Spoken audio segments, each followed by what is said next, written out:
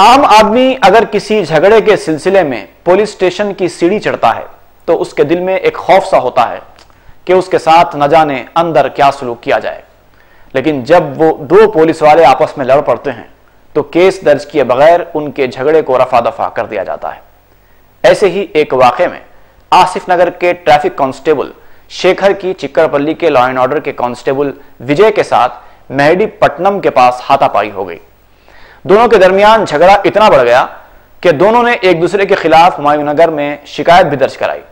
लेकिन पुलिस के आला ओहदेदार पुलिस स्टेशन पहुंच गए और पुलिस की इमेज बिगड़ने से बचाने के लिए दोनों में सुलह सफाई करा दी।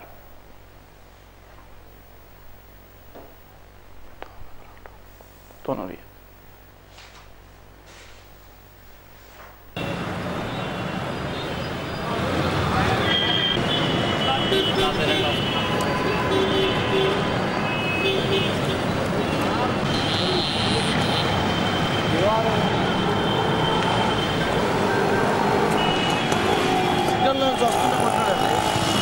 ఎందుకోసం ఆయన కొట్లాడా సార్? ఇప్పుడు నేను వస్తా ఉన్నాను, వెనక్కి పోన్నాడు, పోతానన్నా అన్న, వెనక్కి పోరాని కొట్టాడు.